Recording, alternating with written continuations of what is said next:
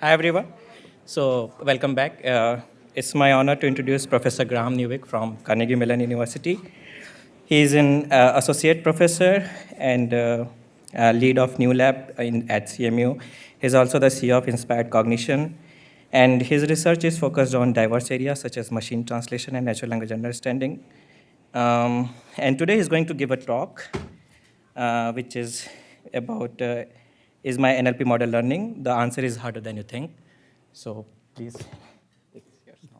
Yeah, thank you. Hi everyone. It's very nice to be here today, and I'm looking forward to talking about my favorite thing in NLP nowadays, which is figuring out whether models are actually working or not. So without further ado, I'd like to jump right in.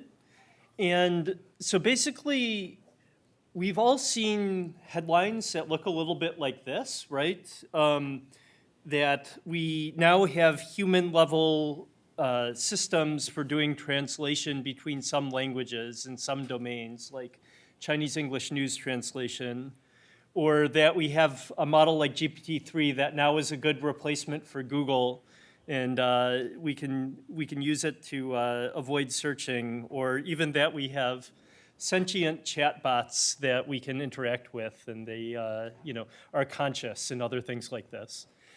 However, is this actually true or not? And the interesting thing is, it might be partially true in some cases, right? But, we really would like to know, and these are important questions that we'd like to answer. So anyway, the reason why we now have these amazing NLP systems is because we have language models that we can train using large amounts of text, and then we can prompt them to answer a whole bunch of different tasks.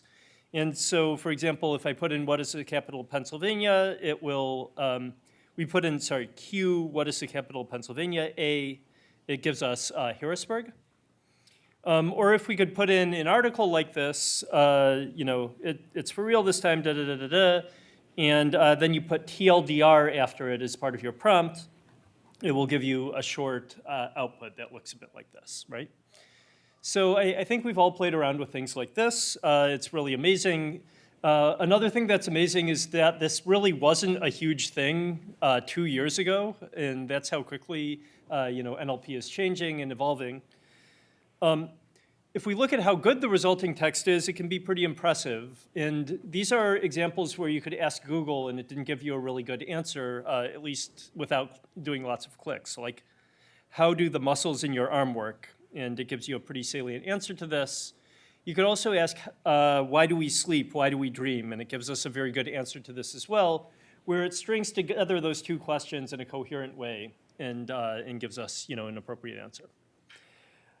On the other hand, there are lots of problems. So just to give one example, I asked it, what are the largest states in the US by population and surface area? What would be a good answer to this question? Anyone know?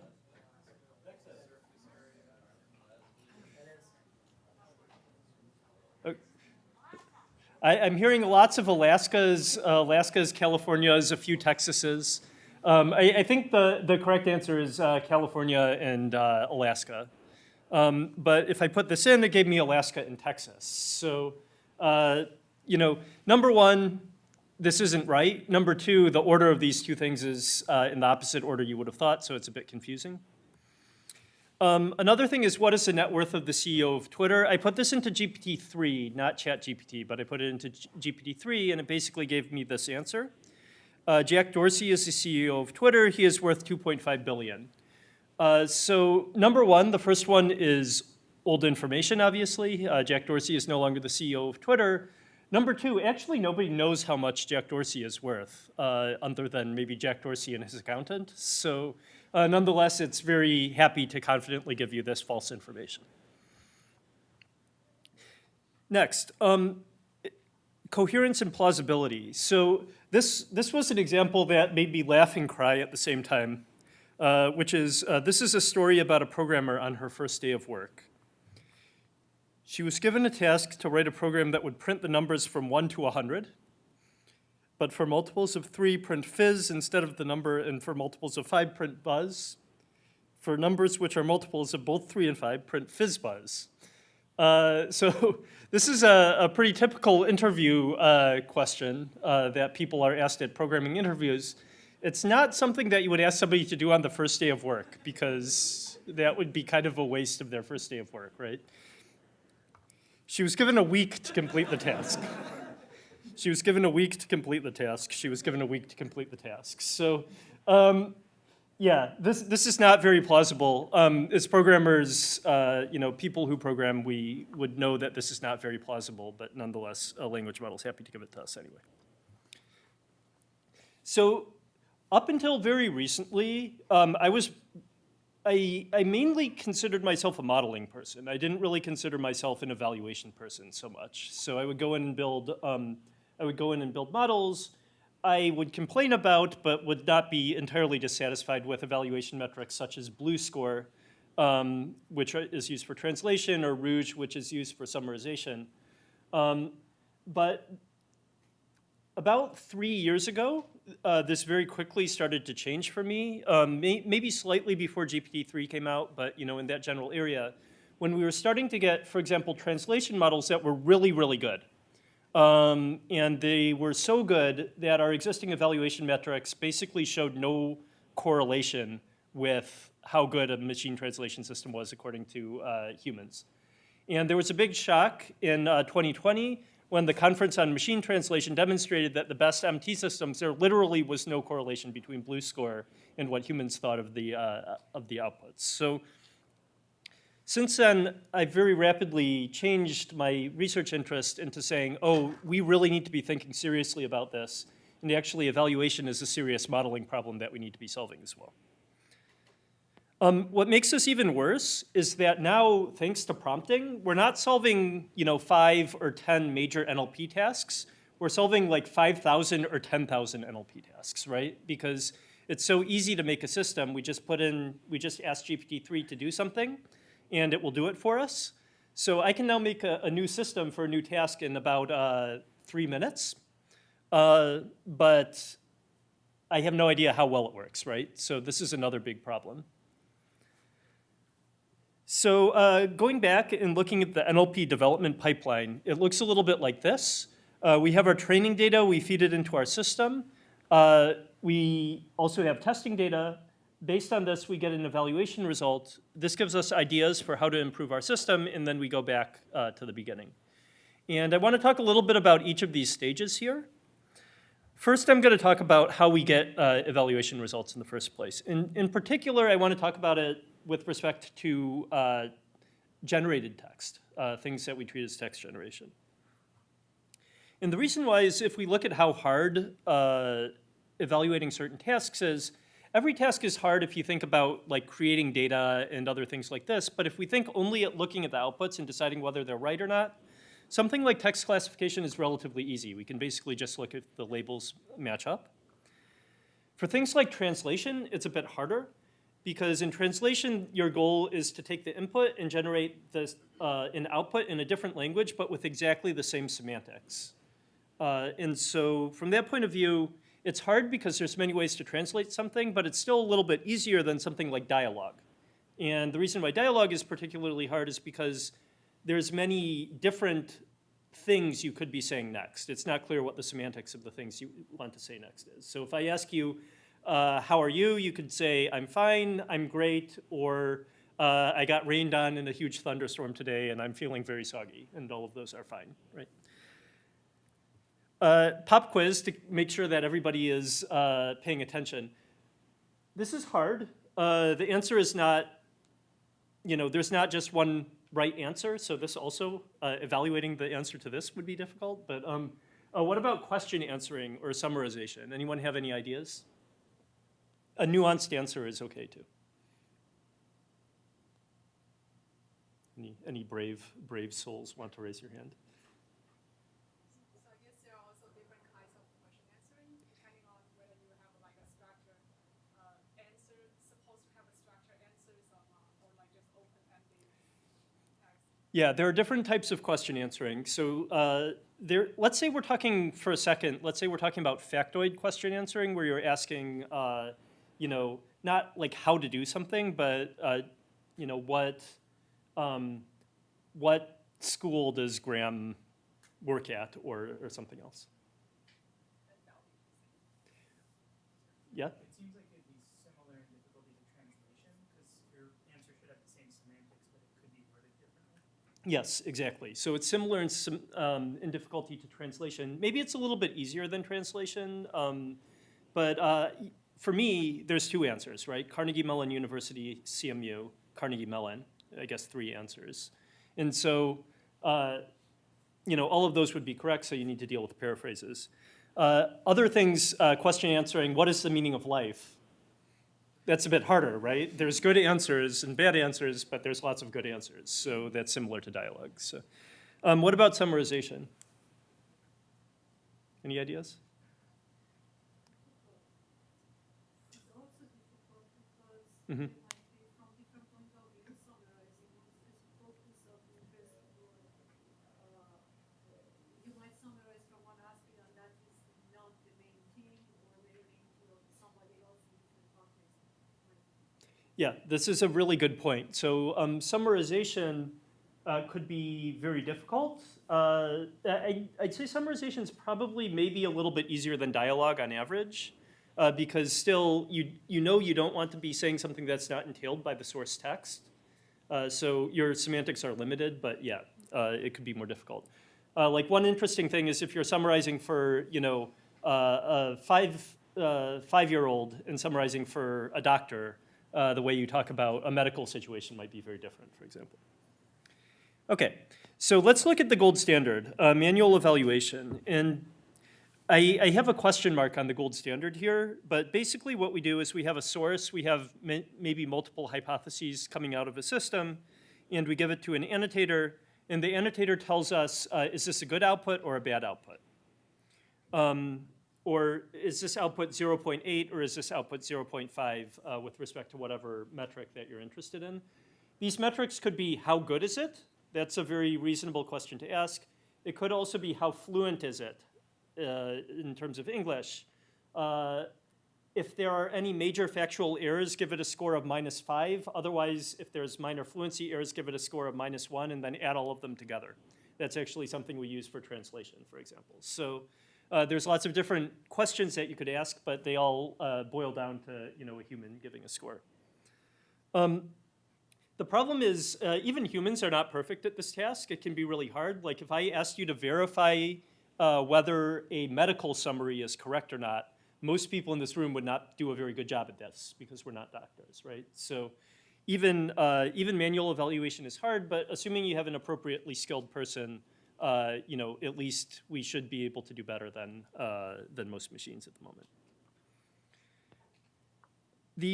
However, it's expensive, it can be slow, it can be hard to get skilled annotators. So an alternative is automatic evaluation, where we similarly take the source and some hypotheses, or the source and a reference created by a human and some hypotheses, feed them through an automatic evaluator and get a score out of it. And this is really important because you know, we want to incorporate it in development cycles. We want to vet outputs for factuality. We want to do other things like this as well. So the typical ways that people did this for a very long time, from about 2004 to maybe the present, or at least until 2020, as I mentioned before, were things like BLUE and Rouge score. And the way it works is if I have a reference output created by a human with the correct semantics, we could have a couple hypotheses. We could have this one here and this one here. And basically, I am giving a talk at a data science conference. I'm giving a talk at a conference about data science. These have very high overlap between the words, so we give that a high score. This one has very low overlap, so it gives it a low score. But the problem with these is manyfold. So let's assume for a second that we're still talking about things with relatively fixed semantics, like machine translation evaluation. And in this case, we might get some hypotheses like this. And this is an example of a false positive hypothesis that would get a high score, despite being a bad, you know, translation or summary or something like this. And the reason why it's bad is because you got the most important you got only one word wrong, but you got the most important word wrong, essentially, which changes the core meaning of this sentence. On the other hand, we have false negatives also that get a low score, but actually are reasonably good, because the semantics are the same, but it's a paraphrase or something else like this. And it gets even more complicated when we start talking about dialogue or open-ended things as well. So next, I want to do a whirlwind tour of some basic methodologies that we can use to do evaluation of generated text. And there's a lot of different methods that fall within these general types of evaluation methods, but I'm only going to talk about one representative one for each. So the first thing is embedding-based evaluation, and as a representative, I'm going to use BERT score for this. And the way this works is this is an unsupervised metric where you just get embeddings, and you take these embeddings and then you use the embedding similarity to try to tell whether something is similar in semantics or not. So if we have a reference, we could feed it through any model. I have BERT here, but the BERT score repository has a list of many, many models that they tried, and they can, like actually the best one is DBERTA XX large MNLI or something like this that gets better results than BERT. And so you embed all of the tokens in the sentence, you take the pairwise cosine similarity between the tokens, and then this gives you a matrix that looks like this. And then you either take the maximum of the rows of the matrix or the maximum of the columns of the matrix, and then you average all of these maximums together, possibly multiplying by IDF weights, which are basically higher if the word is less frequent. And to give a little bit of intuition about this, if you take the max of the rows, that is saying, are all of the tokens in the reference covered well by the outputs? And so this is like a recall-based measure. It's making sure that you capture all of the information in the input. If you take the columns, that's a precision-based measure. So that's basically making sure that you're not hallucinating any outputs that aren't in the reference. The weighting is taking care of important words, so that would help, fix the false positives where you get the most important content of the output wrong, of the reference wrong. And so we calculate a score from this. So what I talked about before was an unsupervised metric because all we need is a good embedding model and we don't need to do any training. The next thing I want to talk about is supervised metrics, and the way these work are basically by taking a lot of human evaluations of how good outputs are and training your model on them. So you get output from a human annotator, you get output from your model, you take the difference between them as a loss function, and then you just update your model and learn something that essentially regresses to the correct scores. The example I have here is Comet, and Comet is kind of one of the state-of-the-art metrics for evaluating machine translation now, because there's lots and lots of data evaluating machine translation, so you can train a very strong model that allows you to do this. Another metric, which is relatively recent, it just came out last year, but I really like the methodology behind it, and it works quite well, is something called unit eval.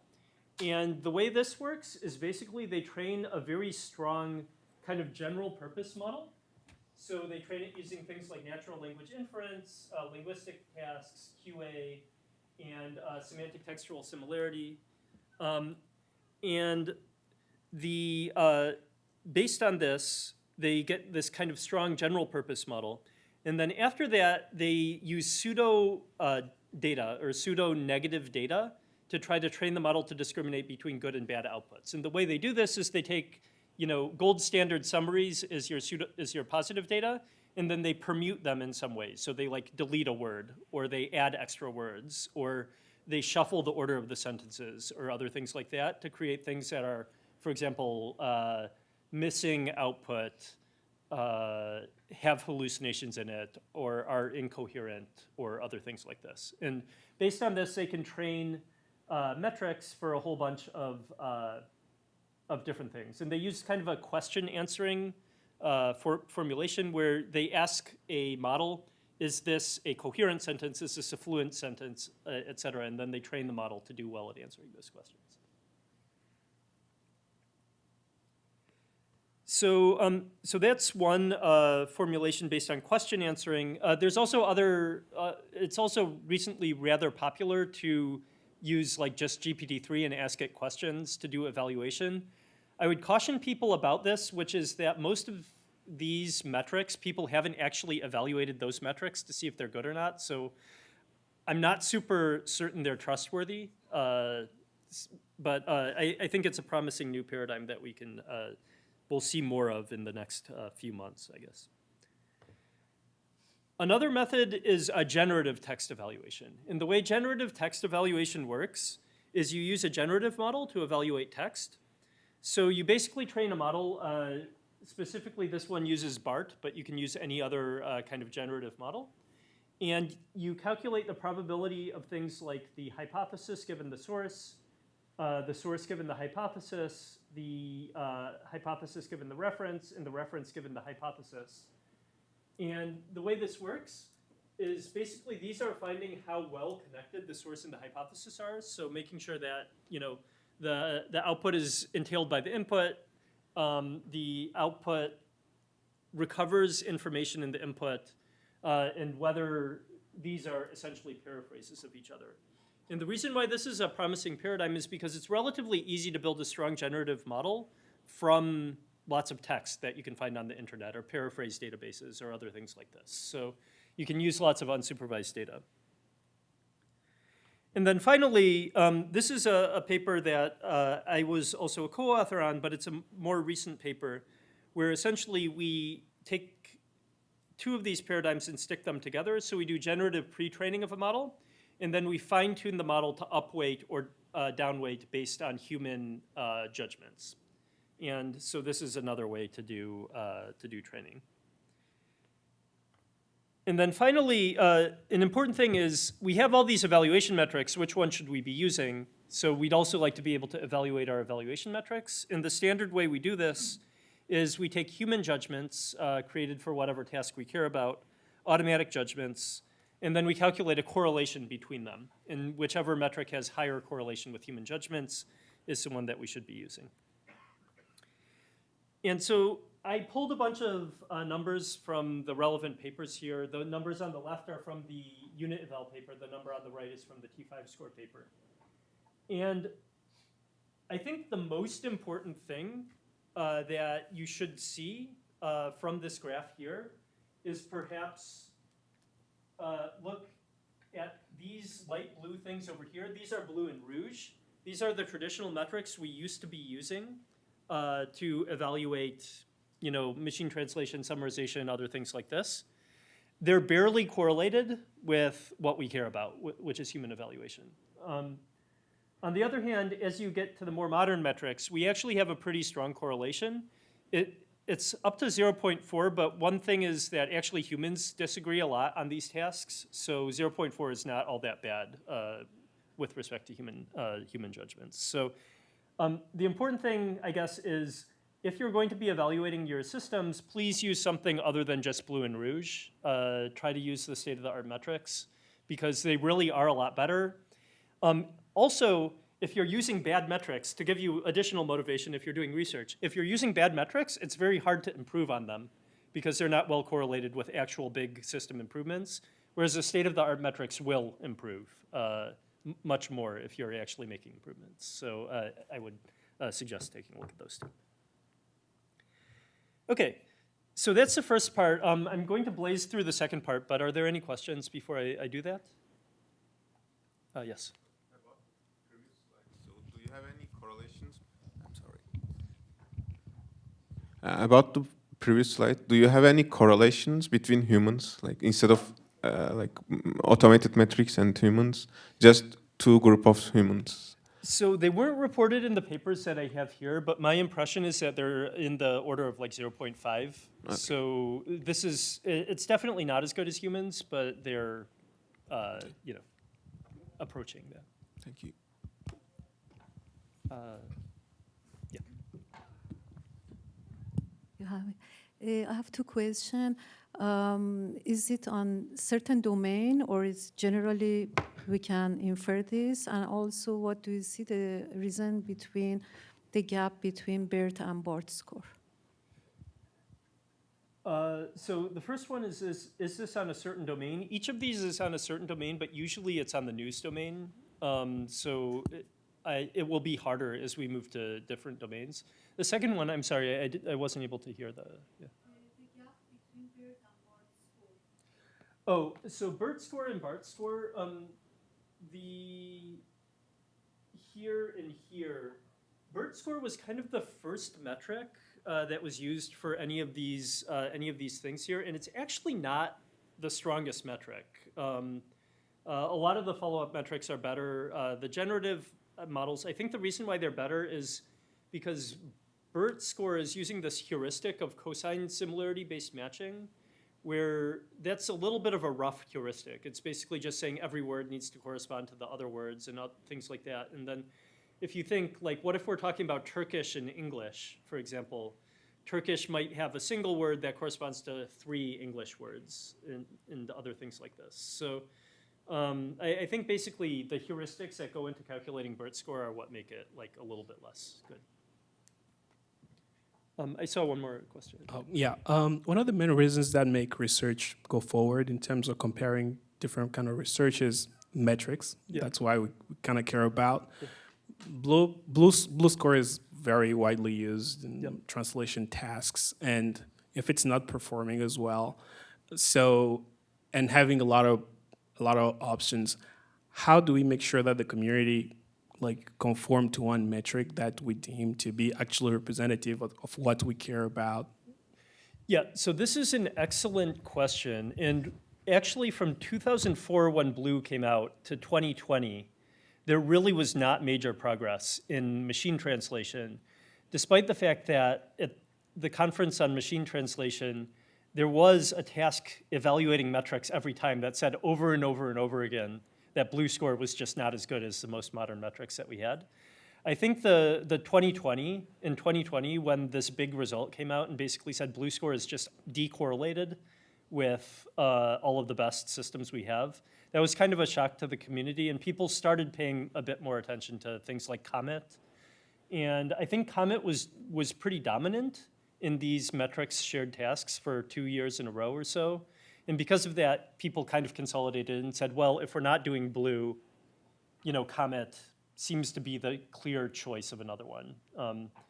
And so for the other, I think fortunately, for some of the new tasks that we're working on with prompting that have been opened up,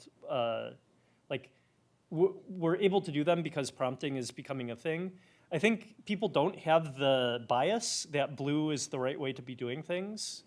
So on the other hand, people are using GPT-3 and asking it random questions about whether something is correct or not. So I don't view that as sustainable or reproducible either. So I think over the next year or two, we're probably going to find some consolidation onto metrics. But I think fortunately they're going to be model-based metrics, just ones that are going to be reproducible in some ways. So, yeah. Cool. If you don't mind, could I continue and then take questions at the end? I'd like to talk about the other things I'm going to talk about. So, so there's so many evaluation metrics, what to do next. I'm going to talk a little bit about the first and third things and then a little bit more about the thing in the middle. The first thing is multidimensional evaluation of text generation tasks. And unfortunately, there still are papers from 2022 that use only Rouge as their main evaluation metric. I'm picking on this because it's my paper, so I'm allowed to do that. But the reason why we didn't use Rouge in that paper was because it was too hard to do lots of other metrics. And you're always rushing to the deadline to write a paper or something like this, and evaluation tends to fall off your list of priorities to do. So in my company, we created a simple API-based tool that allows you to do text evaluation with state-of-the-art metrics.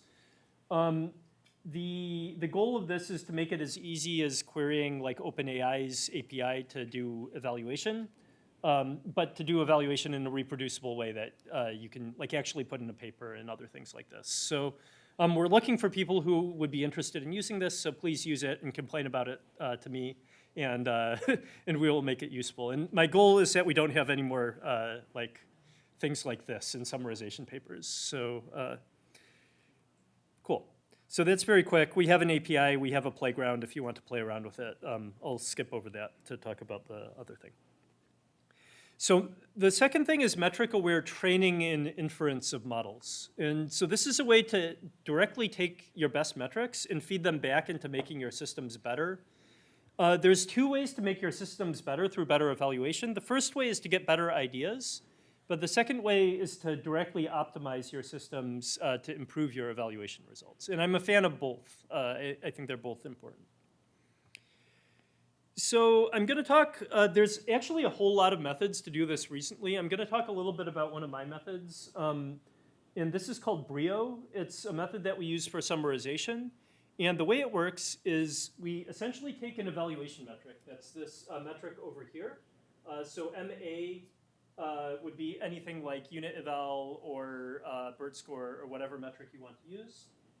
And then you, what you do is, in addition to training with your standard maximum likelihood estimation loss, where you optimize the probability of the gold standard output, you also have a contrastive loss where you try to upweight outputs that have a higher metric score and downweight outputs that have a lower metric score. So you just have a ranking-based loss here. There's a lot of other ways to do this, and I'm sure a lot of people have heard of like reinforcement learning from human feedback or reinforcement learning from AI feedback. I did reinforcement learning-based methods from a pretty long time ago, like 2017 or something like this. But the problem with this is it's actually quite unstable and hard to train. This ranking-based method is relatively easy to train because what you do is you just generate a big n-best list and you take passes over the n-best list to optimize this loss. And so if you're trying to do one thing, you can try this. And actually, I've been saying this, I've given this presentation several times. I've been saying that you could probably do a similar thing with the more standard reinforcement learning from human feedback like setting that people have been using for things like ChatGPT. And then just like 2 weeks ago, a paper called RRHF, like ranking something from human feedback came out that used our method here. So you can do that, apparently. So I recommend looking at that paper and our paper here. Another method that I really like is this thing called minimum Bayes risk. And this is a method where you don't actually train your models. You just re-rank outputs based on your metric scores. And the reason why this is good is twofold. Number one, training can be costly and unstable. Number two, you can't easily train, for example, ChatGPT or other models like this. However, you can generate 20 outputs from them. And so these re-ranking-based methods, or minimum Bayes risk, the way it works is you take a metric that uses a reference. So it could be like BERT score, it could be unit eval, it could be any of the metrics. And you generate this matrix. So what is this matrix? This matrix is 1 minus the metric score when you set the row to be the hypothesis and the column to be the reference. So here, my name is Bob is the hypothesis, and my name is Bob is the reference. Here, my name is Bob is the hypothesis, and this is true is the reference. So we're assuming that this is true is like actually true. Here, my name is Bob is the hypothesis, and then this isn't true is the reference. So basically what you're doing is you're taking these pairwise scores saying, if the other hypothesis was correct, what would be the score of the current hypothesis? And basically what you can see is if you have something in your n-best list that's very different from all of the others, it will get a high error. If you have something that's very similar to another hypothesis, it will get a low error. So like these 0.1 are here because this isn't true and this is not true are very similar. Then what you do is you multiply the probability vector into this, and that gives you the expected error of the output given all of the other outputs in the n-best list. And what you want to do is you want to minimize your expected error. You want to find the one that is least likely to have major problems with it, given all the other ones. And So normally, what you would do is you would output the highest probability one. You would output my name is Bob. But if you do this minimum base risk procedure, you'll output one that is probable, but similar to the other ones in the NBEST list. So it's less risky to output that. And this works with any metrics. So depending on the metric you use, this matrix will change. And the better your metrics are, and it tends to be good at optimizing the metric that you're using. And we actually demonstrate in this paper here that if you use state-of-the-art metrics like Comet, as opposed to using Blue, using Comet for this actually improves human evaluations of the output that you get from this procedure. So this is nice because it gives you a very convenient way to essentially improve human evaluation of the outputs as well. Another thing that you can do, this is just a notebook. It's not actually a research paper, but another thing you can do is you can do prompt engineering based on all of these different evaluation metrics. And I demonstrate here how you can basically do a hyperparameter sweep over 3 different language models and 4 different types of prompts. And you can see interesting things like if you use a prompt that's just TLDR, it will give you outputs that are much shorter than if you give another prompt that says, please write a nice summary of this output. So by evaluating on different dimensions, you can choose prompts more appropriately if you're prompting GPT-3. Cool. And then I'll go to the very final thing, which is fine-grained analysis and understanding of NLP models. This is another thing I've been working on a lot, and this is more in the area of getting ideas for where you should be moving next. And we would like to understand the flaws of our systems. And I have a couple ways that I suggest doing this. The first way is through fine-grained aggregate analysis. And this allows you to figure out things like your model is underperforming on short sentences. Another thing I like to do is case studies. And essentially what you would like is you'd like your model to basically output, or you'd like your system to output things that are potentially wrong so you can go in and evaluate them, or look at them and qualitatively analyze them. This one's relatively easy if you have a very good evaluation metric because you can just look at the things with the lowest evaluation score. Notably, this doesn't work very well if you're using Blue Score or something like this because it just looks at superficial overlap and doesn't actually identify incorrect sentences. So I'm going to skip the case study one. But if we look at Russian-English translation with various outputs, we can see that the overall performance is similar by lexical metrics, but the green system is better in Comet. And you can also look at individual examples and kind of aggregate over different lengths. And here we can see that the green system is better at short sentences, which might mean that the green system is better at resolving cross-sentence ambiguity. So if you're the developer of the blue system, you might go in and say, oh, I need better ambiguity resolution or better usage of context, for example. Another thing that I like to do is token-based aggregate analysis. And basically, when we're talking about text generation, we can evaluate how well we translate or generate each token. And here we can see that the green system is better at short words, but the blue system is better at long words. And that might give us an idea. Maybe the green system needs to do better work on technical terms. And we have an evaluation tool that allows you to do this called Explain-A-Board if you're interested. So finally, I'd like to talk a little bit about what's next. And there's still a lot of challenges. Right now, I feel like we're kind of in an arms race of evaluation, generation, and human standard. And so we have improvements in generation forcing improvements in evaluation, and improvements in evaluation forcing improvements in generation. I think, unfortunately, maybe somewhat more people care about the generation part, and the evaluation part is falling a little bit behind.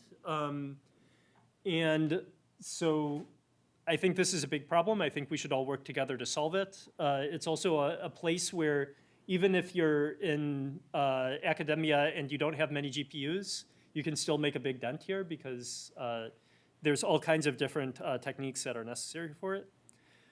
Another thing that I'm very interested in is automating fine-grained analysis, so how to discover interesting behaviors automatically. So for example, in the explainer-board software that I showed you, we have a bunch of hard-coded ways that you can do fine-grained analysis. But what it doesn't have is it doesn't have something that could go in and say, your model is underperforming on sentences with numerals greater than 5,000.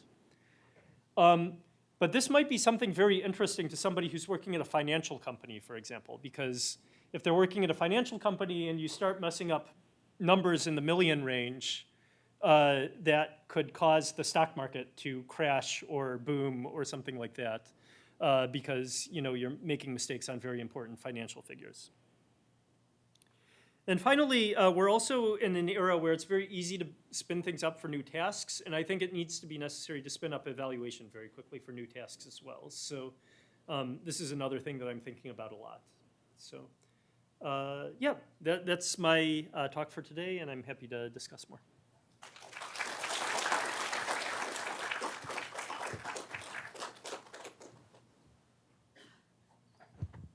Hi, thank you for the talk. Do you think that the patterns in the evaluation metrics for summarization and translation map into, for example, code translation or other more structured symbolic outputs? Oh, very, very good question. So do the patterns in summarization map into code translation? So I really like code generation as well. So I've thought a lot about this. We do.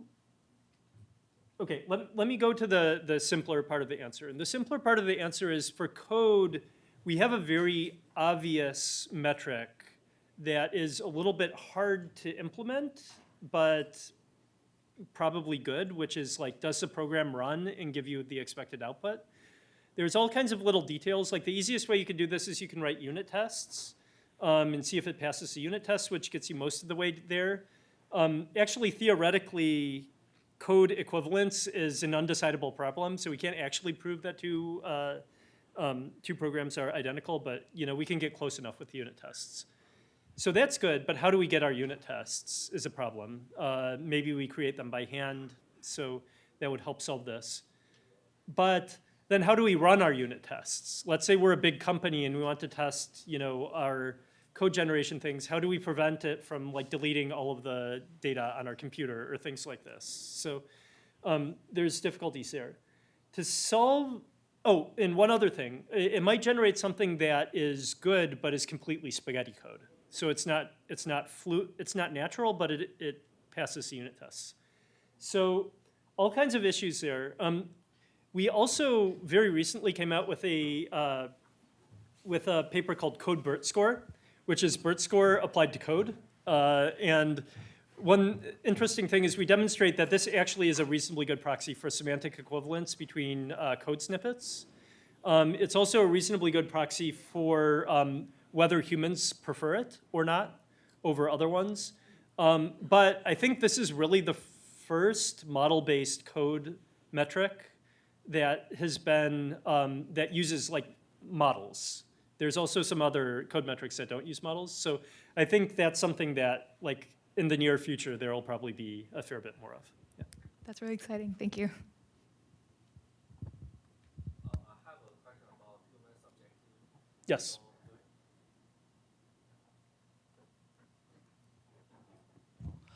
Do you think that human subjectivity will bother the development of evaluation metric? For example, let's say you are doing summarization evaluation, and even if you focus on one specific aspect, like factuality, different people will have different opinion on certain case. And if you just have a model that produces a single score about factuality, that can reflect this, disagreement between inter-annotator agreement. So, do you think human subjectivity is the hard part, is a challenge in this domain, or how do we solve it? Do you have any idea about solving it? So this is a very good question, and I don't think just subjectivity is a problem. Even for relatively objective things, you need to ask people, you need to think very carefully about the questions you ask people to get them to agree. For subjective things, I guess, you know, one thing you can do is you can take averages of human outputs and then try to regress to the average. That might be the best thing you can do. But like inherently subjective things like who should I vote for in the next election or something like this, you know, something that really legitimately people have completely different answers for. You might need to rethink about whether that's something you should be asking a system to do in the first place, maybe, because I feel like systems are probably best at, you know, doing things that do have like objective answers, or at least if you want to know whether they're doing a good job or not. Yeah. Thank you.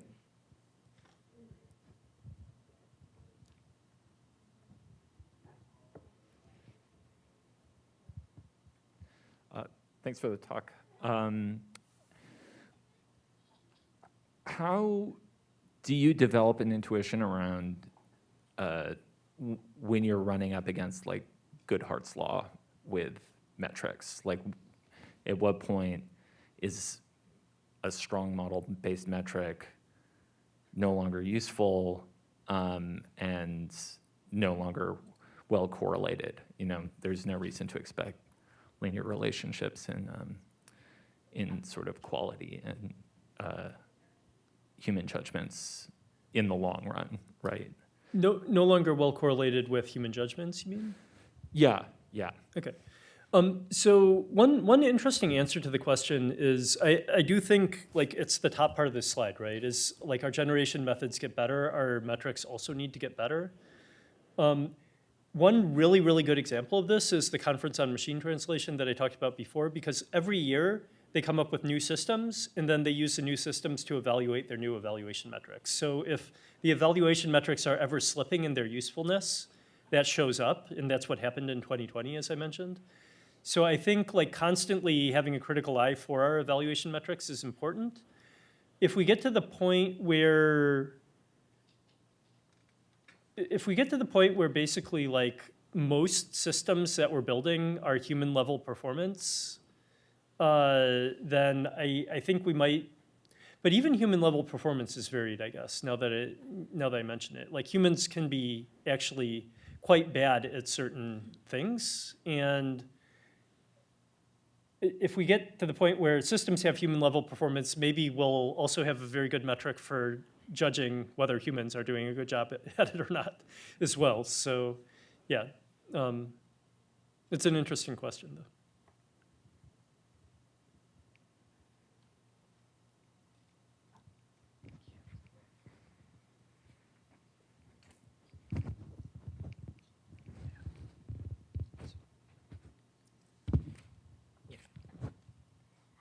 Hi, thanks so much for the talk. I had a question about some of the metrics that you were talking about earlier that had higher correlations with human judgments.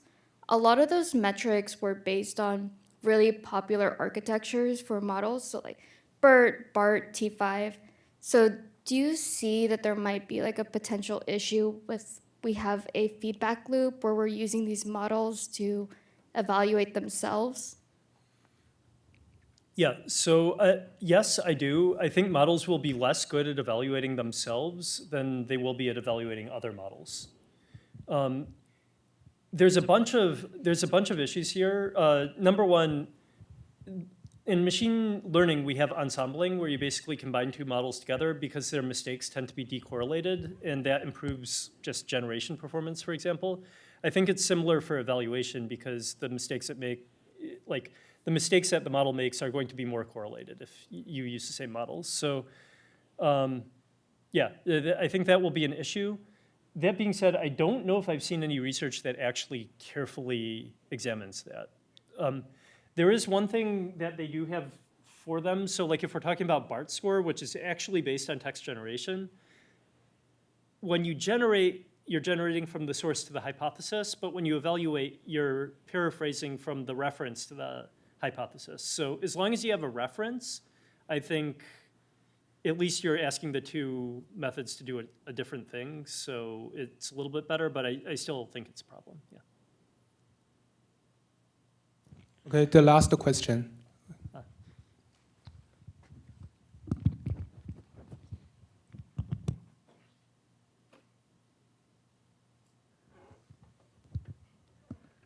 Thank you for the talk. I see some potential problems with this model evaluation method, because I mean, in machine learning, the good part is developing models for different tasks, and people come up with better models and better models, and I see a trend coming up with a better model which claim to evaluate better and all that.